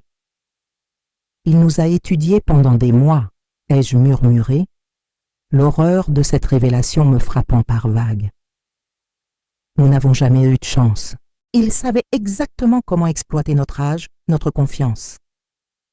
Il y avait aussi ceci, dit le commissaire, en hésitant avant de me remettre une page arrachée d'un carnet. Ce sont ces annotations sur votre cas en particulier. Le papier contenait une liste en écriture méticuleuse. Étudier famille âgée. Terminer routine quotidienne établie. Pas d'enfants dans la ville. Financièrement stable. Retraite plus épargne. Signe de solitude et désir de reconnexion familiale. Établir fausse identité comme neveu. Terminé. Contacter comme Claire, sœur décédée. La vieille ne sait pas. Terminé. Obtenir invitation pour habiter, terminé. Gagner confiance en exploitant dépendance émotionnelle et physique, terminé. Localiser valeur et médicaments contrôlés, terminer voler et fuir, terminer si découvert, éliminer témoins âgés, partiellement terminer Henri, éliminer Brigitte, incomplet, échec. Observation. Les personnes âgées ont moins de chances de survie dans les incendies à cause de leur mobilité réduite. Mon Dieu, me suis-je exclamé, laissant tomber le papier comme s'il brûlait mes doigts ridés. J'étais sur sa liste pour être éliminé, et il a choisi spécifiquement parce que nous étions âgés, plus vulnérables physiquement et émotionnellement. Ce qui nous trouble le plus, continua le docteur Hélène, c'est que dans tous les autres cas où il y a eu violence physique, il a suivi exactement le même schéma. Vol suivi d'incendie, pour éliminer preuves et témoins, visant toujours des personnes âgées qui auraient du mal à s'échapper rapidement. C'était une méthode calculée, pas des actes d'impulsion. Pourquoi a-t-il échoué avec moi ? Demandai-je, presque pour moi-même. Pourquoi ai-je survécu quand d'autres personnes âgées n'ont pas pu ? D'après ce que nous avons pu déterminer, répondit le commissaire, l'arrivée rapide des pompiers a été cruciale. Un voisin a vu la fumée et a appelé immédiatement. Dans d'autres cas, les maisons étaient plus isolées ou le feu a commencé pendant la nuit, quand les voisins dormaient et les personnes âgées avaient pas moins de chances d'être secourues à temps. Cette conversation m'a profondément troublé pendant des semaines. L'idée que nous avions été étudiés, observés, sélectionnés comme proies âgées et vulnérables par un prédateur méthodique était presque insupportable. Mais cela a aussi renforcé ma détermination d'utiliser ma voix pour alerter d'autres victimes potentielles du troisième âge. Si vous avez des personnes âgées dans votre famille, surtout celles qui vivent seules, s'il vous plaît, partagez cette vidéo avec elles. Une simple alerte peut sauver des vies. Triste. Avec l'aide du docteur Hélène, qui s'est proposé de collaborer bénévolement avec Foyer sécurisé pour le troisième âge, nous avons développé un guide détaillé sur comment identifier les comportements prédateurs dirigés spécifiquement vers les personnes âgées. Elle a apporté son expertise en psychologie criminelle pour expliquer comment les manipulateurs exploitent les vulnérabilités typiques du troisième âge, depuis la solitude jusqu'à la réticence à paraître méfiant ou difficile. Les prédateurs qui visent les personnes âgées, expliqua-t-elle lors d'un de nos ateliers, comptent sur la combinaison de vulnérabilité physique, possible déclin cognitif, isolement social et souvent une génération qui a été élevée pour être polie et ne pas questionner. Ils étudient ses points faibles et les exploitent avec précision. 5 ans après l'attaque, à 73 ans, j'ai publié mon autobiographie. Renaître des cendres, comment j'ai survécu pour alerter d'autres aînés. Le livre, écrit avec l'aide d'un nègre littéraire, car mes mains avaient encore des difficultés avec les mouvements fins, est rapidement devenu un best-seller national. Les cicatrices sur mon corps n'ont jamais complètement disparu. Certaines zones sont restées défigurées malgré les chirurgies plastiques. Ma mobilité était restée limitée, nécessitant l'usage d'une canne et les mauvais jours d'un fauteuil roulant. Les médecins ont expliqué que l'âge avancé rendait difficile la régénération complète des tissus. Mais j'avais appris à voir ces marques, non pas comme des souvenirs d'horreur, mais comme un témoignage de ma force. Lors d'une des tournées de lancement du livre, j'ai rencontré Hélène, une dame de 76 ans qui avait perdu son mari dans des circonstances terriblement similaires aux miennes, bien que son agresseur ait été son vrai neveu, pas un imposteur. « Comment arrivez-vous à parler de cela publiquement ?» m'a-t-elle demandé après une séance de dédicace, sa voix tremblante à cause de l'âge et de l'émotion. J'arrive à peine à mentionner ce qui s'est passé sans m'effondrer, et j'ai tellement honte de ne pas avoir vu les signes, d'avoir été si naïve malgré mon âge. La honte a été la partie la plus difficile pour moi aussi, avouai-je, en tenant ses mains ridées entre les miennes. Sentir que parce que j'étais âgée, j'aurais dû être plus sage, avoir remarqué plus tôt. Mais j'ai appris que des prédateurs comme ceux-ci sont des spécialistes de la manipulation, et notre âge ne nous rend pas immunisés contre cela. « Et la solitude ?» demanda-t-elle, les larmes coulant sur son visage marqué par le temps. « Comment faites-vous avec ça? Rester seule après tant d'années à partager la vie avec quelqu'un ?» C'était une question avec laquelle je luttais encore pour répondre, malgré le soutien de mes enfants, des petits-enfants qui me rendaient maintenant visite plus fréquemment, des amis et bénévoles de l'organisation. Il y avait des moments où le silence de la maison la nuit semblait assourdissant, quand j'étendais instinctivement le bras pendant le sommeil, cherchant Henri seulement pour trouver le vide de l'autre côté du lit. Un jour à la fois, répondis-je sincèrement, et en trouvant un but dans la douleur, en la transformant en quelque chose qui peut aider d'autres personnes âgées comme nous. Cette conversation m'a inspiré à lancer un nouveau projet, des groupes de soutien spécifiquement pour les personnes âgées qui avaient survécu à des traumatismes et à la violence. Des espaces sûrs où nous pouvions partager non seulement les douleurs, mais aussi les stratégies de dépassement sans le jugement ou l'impatience que nous ressentions parfois des générations plus jeunes. Groupe de sagesse résiliente fut le nom que nous avons donné à l'initiative. Commençant avec seulement 5 participants à Lyon, il s'est rapidement étendu à d'autres villes à mesure que le livre gagnait en notoriété. Nous offrions non seulement un soutien émotionnel, mais aussi des ressources pratiques, depuis l'orientation juridique jusqu'à l'accompagnement pour les consultations médicales, en passant par des cours de base de technologie pour que les personnes âgées puissent rechercher des informations avec plus d'autonomie. La 6e année après l'attaque a apporté une surprise que je n'aurais jamais pu espérer. Une jeune femme d'environ 25 ans est apparue au bureau de Foyer sécurisé pour le troisième âge, demandant à me parler. Son nom était Julie, et quand elle s'est assise en face de moi, j'ai remarqué une nervosité palpable dans ses mouvements. « Madame Brigitte » commença-t-elle, sa voix presque un murmure. « J'ai lu votre livre 3 fois, j'ai vu toutes vos vidéos, et je dois vous dire quelque chose qui va être très difficile à entendre. » J'ai senti mon cœur s'accélérer. « Vous avez été victime d'un crime similaire ?» demandai-je gentiment. Elle a secoué la tête, des larmes commençant à se former dans ses yeux. Non, je suis la nièce d'Auguste, sa vraie nièce. Le choc de cette révélation m'a laissé momentanément sans voix. La nièce de l'homme qui avait détruit ma vie, tué mon mari et essayé de me tuer, était assise en face de moi. Pourquoi êtes-vous ici ? Réussis-je finalement à demander, ma voix plus faible que je ne l'aurais voulu. Parce que j'ai besoin que vous sachiez que toute sa famille n'est pas comme lui, répondit-elle en essuyant ses larmes.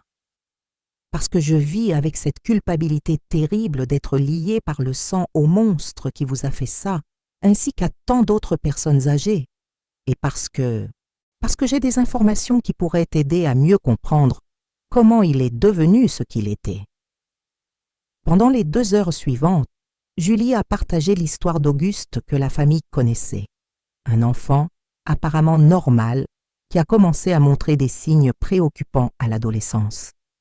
Petits incendies, mensonges élaborés, manipulation de proches plus âgés pour obtenir de l'argent. Ma grand-mère, sa mère, a essayé de chercher de l'aide psychiatrique quand il avait 15 ans, raconta Julie. Mais il était brillant pour convaincre les médecins qu'il allait bien, que c'était les exagérations d'une mère anxieuse. Quand elle est décédée, quand il avait 22 ans, c'était comme si le dernier frein avait été enlevé. Il a commencé à disparaître pendant de longues périodes. Nous ne savions de ses activités que quand la police frappait à notre porte ou quand les nouvelles rapportaient quelques crimes correspondant à sa description. « La famille n'a jamais porté plainte ?» demandai-je en essayant de ne pas paraître accusatrice. « Nous avons porté plainte plusieurs fois, » répondit-elle, la culpabilité évidente sur son jeune visage. Mais il était spécialiste pour disparaître, changer d'identité, et parfois des proches plus âgés l'ont couvert, n'arrivant pas à accepter ce qu'il était devenu. C'est pourquoi je suis ici aujourd'hui, pour dire que je suis profondément désolée de ce qui vous est arrivé, et pour offrir de l'aide à votre organisation, si vous me le permettez. Je suis assistante sociale, je travaille spécifiquement avec les personnes âgées, peut-être que je peux contribuer d'une façon ou d'une autre, comme une petite réparation. J'ai regardé cette jeune femme, si différente de l'oncle qui avait ruiné ma vie, et j'ai vu la sincérité dans ses yeux. J'ai vu quelqu'un essayant de briser le cycle de douleur, transformer quelque chose de terrible en quelque chose de constructif. Ce que votre oncle a fait n'est pas votre responsabilité, Julie, dis-je finalement. Mais votre offre d'aide est la bienvenue. Nous avons beaucoup de travail devant nous pour protéger nos aînés. Cette rencontre inattendue a ouvert un nouveau chapitre dans notre organisation. Julie a apporté non seulement ses connaissances professionnelles, comme assistante sociale spécialisée dans les personnes âgées, mais aussi une perspective unique, celle de quelqu'un qui avait témoigné du développement d'un prédateur depuis l'enfance. Avec son aide, nous avons élargi nos matériels éducatifs pour inclure des informations sur comment identifier des comportements préoccupants chez des proches qui pourraient représenter un risque pour des personnes âgées vulnérables. Nous avons développé un programme de sensibilisation pour les familles, Protéger nos aînés, qui était présenté dans les écoles, entreprises et communautés. Combien d'entre vous ont fait attention aux signaux d'alarme chez des proches? Parfois, les prédateurs ne sont pas des étrangers complets, mais des personnes avec qui nous vivons déjà. Laissez votre commentaire si vous avez déjà observé des comportements qui vous ont rendu méfiant. La 7e année après l'attaque a apporté un autre développement significatif. Un producteur d'une grande plateforme de streaming a pris contact, intéressé par transformer mon histoire en série documentaire. Aînée dans le viseur, l'histoire de Brigitte serait une mini-série de 6 épisodes, explorant non seulement mon cas, mais le phénomène plus large des crimes contre les personnes âgées. Je ne suis pas sûre de vouloir revivre tout cela encore, avouai-je à Sophie lors d'un de nos déjeuners hebdomadaires. À 75 ans, je sentais le poids des années d'activisme, des multiples chirurgies, des douleurs chroniques qui ne m'avaient jamais complètement abandonnée. « Maman, tu n'as pas besoin de faire ça si tu ne veux pas, » répondit ma fille. « Tu as déjà aidé tant de personnes. J'ai longuement réfléchi à la proposition. Finalement, j'ai décidé d'accepter, mais avec des conditions. Si nous allons faire cela, dis-je au producteur quand nous nous sommes rencontrés, je veux que ce soit plus que du simple divertissement. Je veux que ce soit éducatif. Je veux que cela sauve des vies. La production de la série a duré presque 1 an. C'était émotionnellement épuisant de revisiter chaque aspect de la tragédie, mais aussi cathartique d'une certaine façon. Pour la première fois, j'ai réussi à retourner dans la ville où j'avais vécu avec Henri. Maintenant accompagné par une équipe de tournage, mes enfants et petits-enfants comme système de soutien. L'endroit où notre maison se trouvait avait été transformé en petit parc. La mairie avait exproprié le terrain après l'incendie et, sur suggestion de la communauté locale, avait créé un espace public avec des bancs, des fleurs et une petite plaque qui racontait une partie de l'histoire. Parc de la sensibilisation, en mémoire d'Henri Moreau et de toutes les victimes de violences contre les personnes âgées. « Tu savais cela ?» demandai-je à Paul, ému de voir cet hommage inattendu. « Oui, admit-il. Mais nous voulions que ce soit une surprise. La communauté ne vous a pas oublié, maman. Et votre travail a inspiré cette ville à être plus vigilante sur la sécurité des personnes âgées. Cette visite m'a procuré un type de clôture dont je ne savais pas avoir encore besoin. Voir que le lieu de tant d'horreur avait été transformé en quelque chose de beau et significatif a apporté une paix que des années de thérapie n'avaient pas complètement réussi. La série documentaire a été diffusée l'année suivante, quand j'avais déjà 76 ans. L'impact a dépassé toutes les attentes. Des millions de spectateurs dans le monde entier ont regardé l'histoire. Non seulement la tragédie, mais aussi le voyage de récupération et d'activisme qui a suivi. Les réseaux sociaux ont été inondés de messages de personnes partageant leurs propres expériences, remerciant pour les informations qui avaient prévenu de possibles tragédies, ou simplement exprimant leur admiration pour la résilience que j'avais démontrée. J'ai regardé la série avec ma grand-mère de 82 ans, écrivit une jeune femme dans un commentaire que Sophie m'a lu, car je ne me sentais pas encore complètement à l'aise pour naviguer sur les réseaux sociaux avec mes limitations visuelles propres à l'âge. Le lendemain, elle m'a demandé de l'aide pour vérifier un cousin éloigné qui avait pris contact récemment. Nous avons découvert que c'était une tentative d'escroquerie. Merci d'avoir sauvé ma grand-mère, Madame Brigitte. Des messages comme celui-ci étaient le carburant qui me maintenait en marche. Même les jours où mon corps âgé protestait contre tant d'activités, où les cicatrices physiques et émotionnelles faisaient plus intensément mal. La 8e année après l'attaque, à 76 ans, j'ai reçu un honneur que je n'aurais jamais pu imaginer.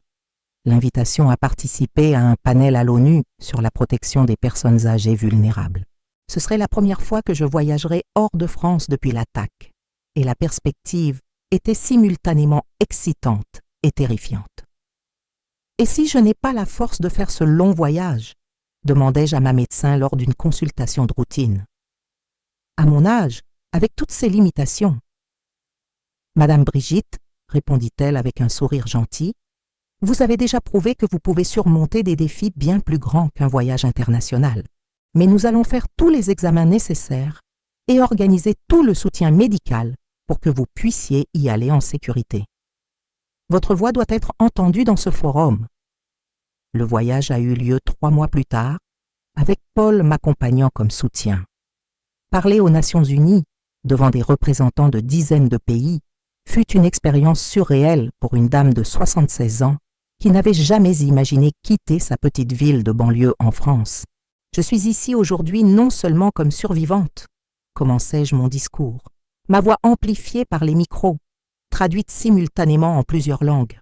« Je suis ici comme porte-parole de millions de personnes âgées qui vivent dans la peur dans leur propre maison, comme représentante de ceux qui ont perdu leur vie face à des prédateurs qui exploitent notre vulnérabilité liée à l'âge. Comme témoignage vivant que l'âge n'a pas besoin d'être une sentence de fragilité. » Le silence dans la salle était absolu pendant que je partageais mon histoire et présentais des propositions concrètes pour la protection des personnes âgées, depuis les politiques publiques de vérification d'identité jusqu'aux programmes éducatifs et systèmes de soutien communautaire. La protection de nos aînés n'est pas seulement une question de sécurité publique, conclus-je. C'est une mesure de la valeur que nous donnons à la sagesse, à l'expérience, à l'histoire vivante qu'ils représentent. Une société qui ne protège pas ses aînés est une société qui a oublié ses racines et compromis son avenir. L'impact de ce discours fut immédiat et durable. Plusieurs pays, y compris la France, se sont engagés à implémenter des politiques plus robustes de protection des personnes âgées vulnérables. La loi Brigitte, qui était déjà en vigueur en France, a servi de modèle pour des législations similaires dans d'autres pays européens. De retour en France, à 67 ans, j'ai fait face à un nouveau défi de santé, non directement lié aux brûlures, mais à l'usure naturelle du corps, avec l'avancement de l'âge, aggravé par le trauma physique que j'avais subi. Un problème cardiaque qui a exigé une chirurgie et une longue période de récupération. Avez-vous déjà vécu des moments où vous avez pensé abandonner, mais quelque chose en vous a trouvé la force de continuer? Partagez votre histoire de dépassement dans les commentaires. Vos mots peuvent être la force dont quelqu'un a besoin aujourd'hui. Pendant ces semaines à l'hôpital, j'ai profondément réfléchi sur mon parcours, sur comment, à 68 ans, j'avais pensé que ma vie était pratiquement terminée après l'attaque, l'incendie, la perte d'Henri. Comment j'avais cru qu'il n'y aurait plus de but ou de signification dans les années qui me restaient. Et pourtant, j'étais là, presque 10 ans plus tard, ayant impacté la vie d'innombrables personnes, ayant inspiré des changements dans les lois et politiques publiques, ayant transformé une tragédie personnelle en mouvement de protection et de sensibilisation. Cette histoire nous enseigne que même dans l'adversité la plus profonde, même à un âge avancé, nous pouvons trouver la force de recommencer, de donner un nouveau sens à notre existence et de transformer notre douleur en espoir pour les autres.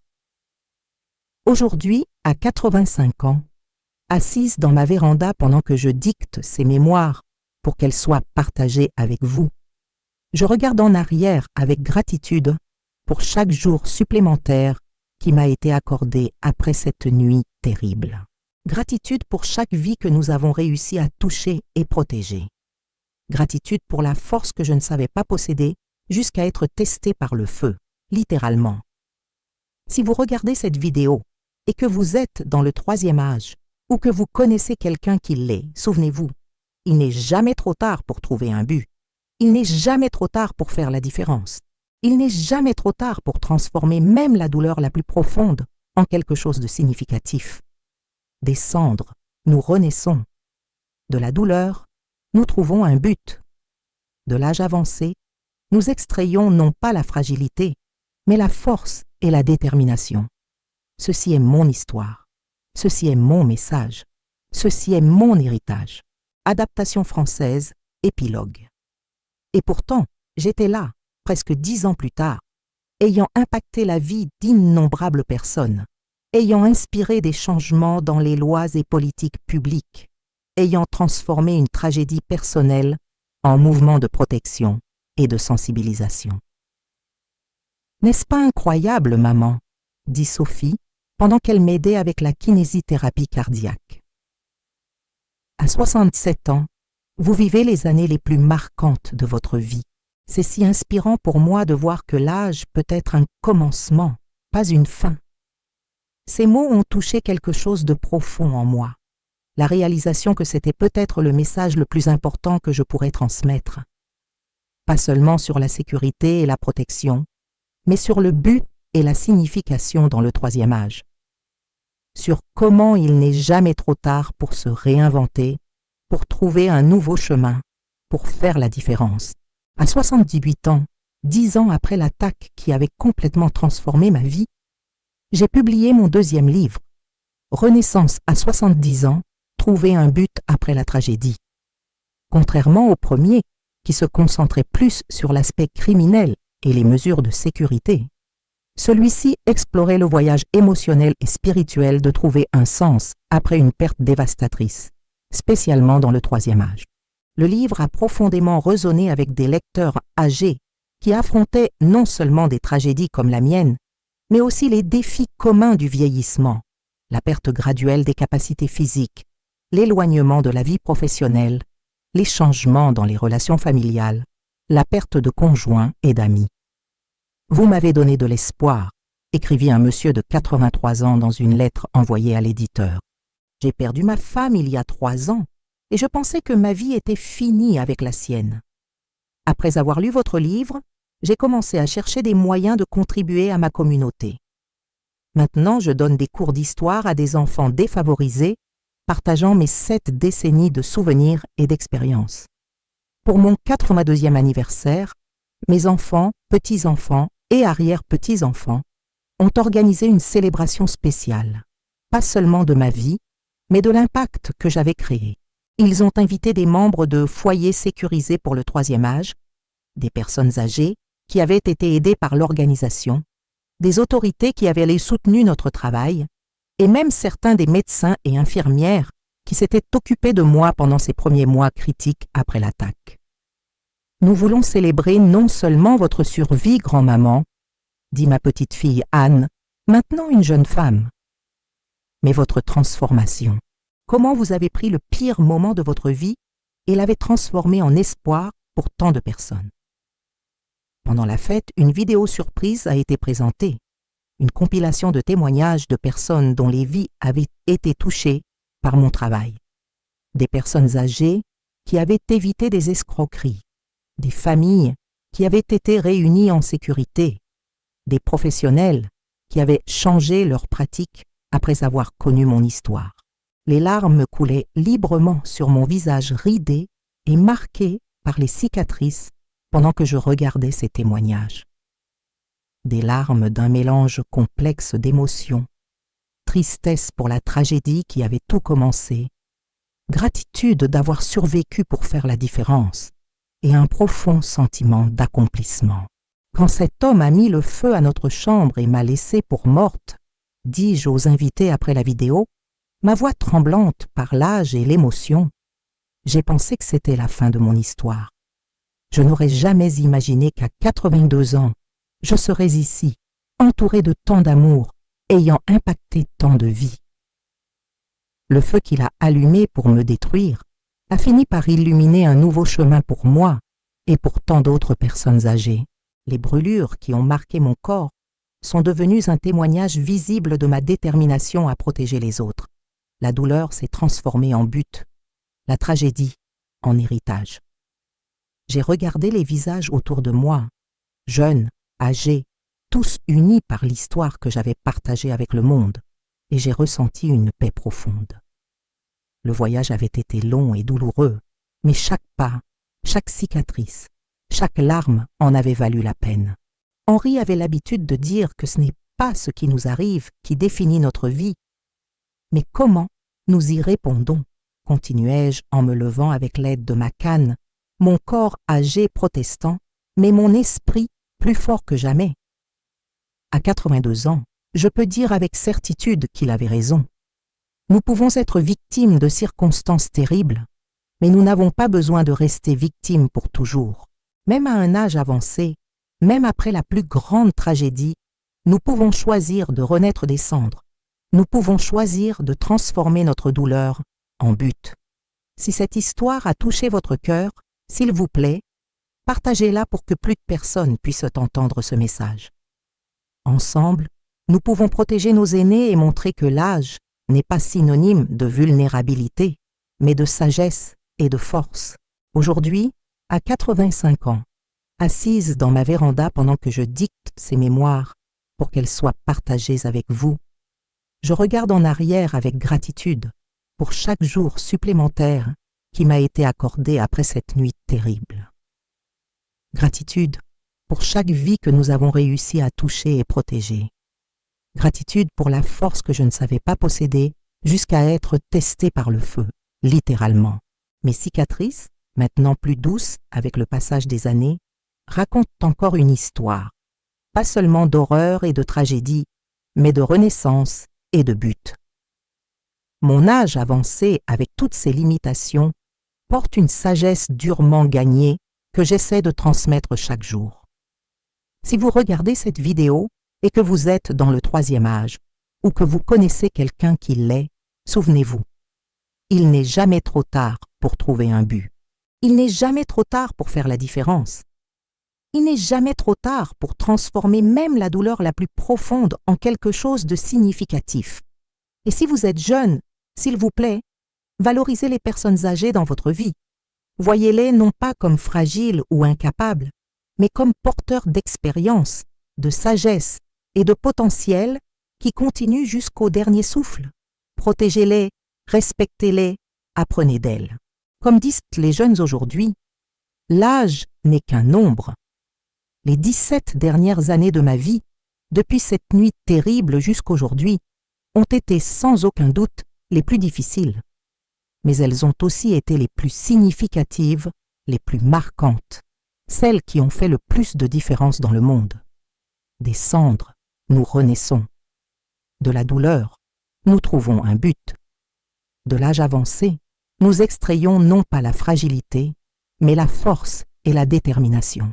Ceci est mon histoire. Ceci est mon message. Ceci est mon héritage.